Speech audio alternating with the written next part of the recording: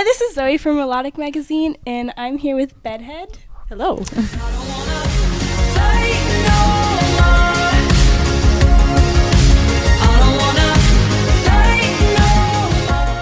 I want to go back to the beginning. Can you tell me about how music first came into your life? Ooh, I think music's always been a part of my life. Like as a kid, I think my parents told me like when I was like not even one, like I was humming like Barney on like the change table, and then like ever since then, like they just put me in music like right away. They were just like, get this girl in music. We're gonna do like piano lessons, voice lessons, and it's just kind of been consistent through there. I did band in high school, and always loved music. Was the trombone, right? The trombone, yeah, I played trombone. Yeah, marching band? No, we didn't have a marching band. We just had concert and jazz band, which was nice. fun. Yeah. Uh-huh. What about for songwriting? When did it come as like an outlet for expression? Ooh, that actually came like fairly recently. I would say maybe like 3 or 4 years ago. I just started like writing songs. I think I was always like kind of scared. I always had this like, I always relied on music as just like this thing that I would do, and I would be playing covers, and then it was just like, well, what if I write my own music? And I was kind of scared too for so long, and then I was just like, what can hurt? Just try it. So I just gave it a shot and was kind of just like, writing some random songs, little like tunes here and there. And then like maybe like a year or two, I started like taking it more seriously and was like, oh, maybe I like want to actually do this like full time or pursue it. And like a lot of friends like who were doing music themselves were doing it, and like kind of like helped me feel more comfortable to just like share what I was doing, because I wanted to share it, but I was like so afraid for so long. Do you remember like maybe a moment when you realized like the switch, like, okay, I have to do this for myself? Ooh, that's a great question. I would say I was working with like a friend on music, and we kind of had like a bit of a falling out just in terms of like working on music, and then I was always kind of like letting her do like a lot of the work. Just in like writing, she was like more comfortable in writing, and I was kind of doing like the arranging and the acoustic side of things. And once we kind of like broke up, it was this moment of just being like, there's no one who's going to do this except for myself. Like I can't rely on anybody to do this for me. It has to be like from me. And also I was like able to share like the feelings that I was experiencing, as opposed to like somebody else writing those feelings for me, and just kind of like taking the majority of the work on, and I was just kind of like on the sidelines. So did anything come out of you that maybe you didn't expect when you started writing for yourself?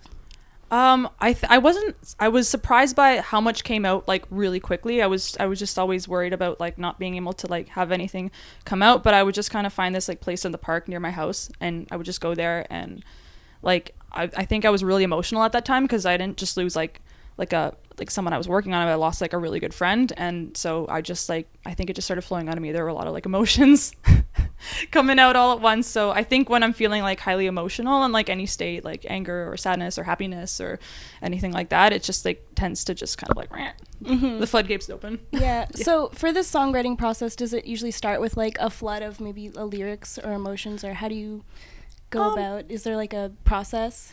A little bit. I think I'm still like fairly new, so I'm open to like the process always changing, and I kind of just like never close myself off from like what could happen. I've been noticing lately I started writing like songs in my dreams, which is pretty, yeah, I know, like really weird. Like but it's funny because when you like wake up and you're like half asleep, and then I would record like a little voice memo. It usually starts with a voice memo, like no matter what, like if it's a lyric or a melody or something, it starts on my voice memos. But you record it, and then you're like, okay, I got it down, and then I would wake up, and then I would like listen to it, and it was like so crappy. Like it was just like the most like half asleep, like really poorly hummed thing. So I had to get better at like actually like doing it over and over and over again until and it's hard to do when you're like half awake, right? So at least you can get the bad ideas out of your subconscious, and then yes, exactly. So if I just have like one that's kind of like understandable, I'm like, I can work with that. So and I mean, you're not doing anything in your sleep anyway, you might as well write some music. Yeah, exactly, right? I'm just kind of like dreaming, like let's be a little productive. It would be so cool to like lucid dream. Like I would love to do that. Like I don't know. Yeah, work on that. That's there's ways you can learn to learn to do there that. There are ways to do it, but it's I don't know, like it looks really tough and challenging. I haven't been able to crack it yet, but maybe one day. Maybe one day. We'll get the hit. We'll get the dreaming hit. Fully 100% written in the dream. The songwriting credit goes to my subconscious. Yeah. I cannot wait to hear that. And so, like, your music is the music you've released so far is very vulnerable and open. Can you talk to me about the importance of being vulnerable?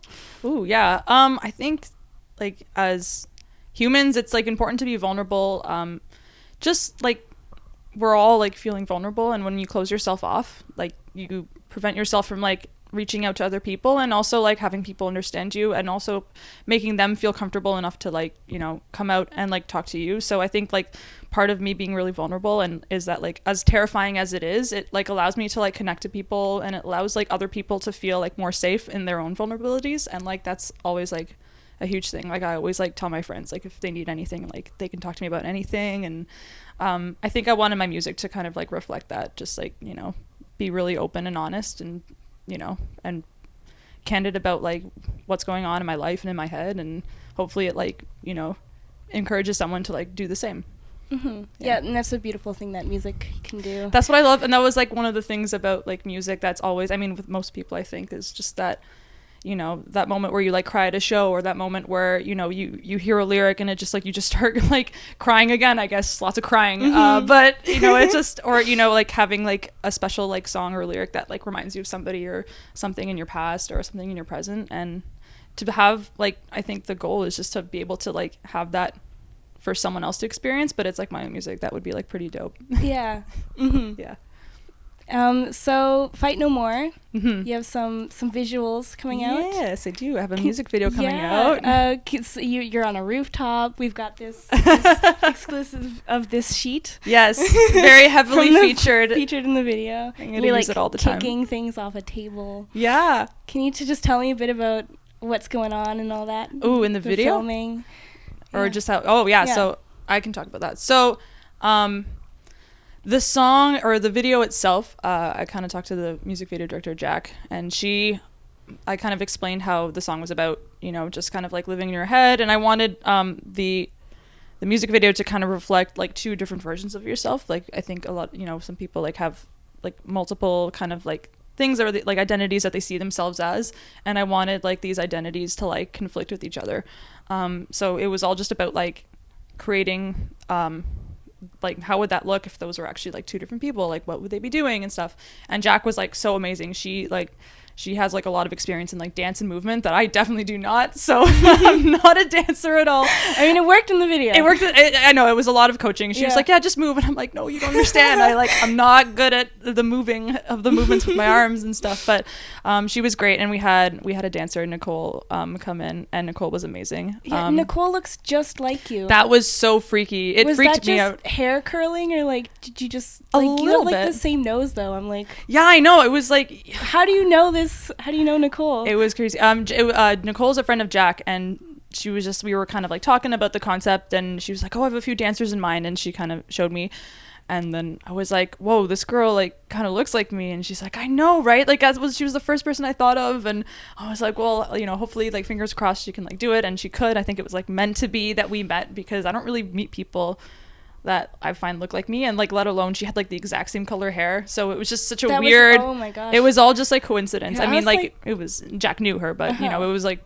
all those things were like happy little coincidences. I was like, Veronica didn't tell me that she has a twin sister. A lot of people were asking me if I had a twin. My own like best friends didn't like recognize who was who when I showed them the video. Gosh. They were like, that was you. And I'm like, no, that was Nicole. Yeah. They're like, what? Maybe you need to get like birth times. Let's find out, you know, yeah, maybe sure that's not. I need, maybe like an ancestry.com kind of situation. Lost siblings to find out. That would be nuts. Yeah, that would be nuts. That'd be pretty cool direction for music, you know. Yeah, just like secret twin. Yeah.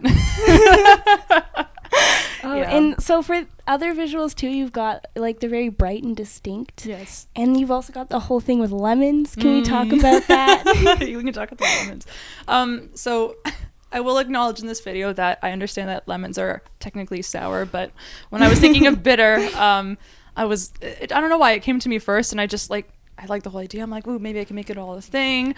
And then at my show, I mean, I bought this. I think we were together. Yeah, we went shopping, and we went to a thrift store. Like, I hope it was because I did. Yeah, I remember that. We found this lemon onesie, and I had to like tailor it to make it look like a crop top, and it was like barely holding on for dear life when I took my album artwork.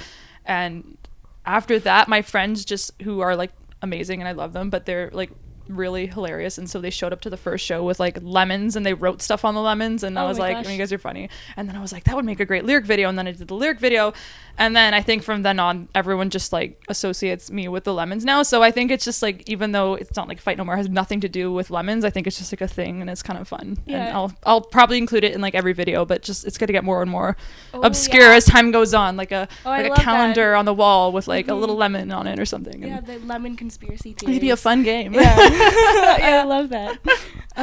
So what's next for Bedhead? So what is next? I have an EP coming out next year. I don't know when, because I'm just like, still finishing it up and stuff, but that's like what's to look forward to. And yeah, just more shows, more songs, more collaborations. Collaborations? Yeah, collaborations. Okay. Any sneak peeks or? Ooh, no, you'll have to wait. Okay. Or you can come to my show on November 8th. Oh, yeah. I'll definitely be there. And you guys should be there too.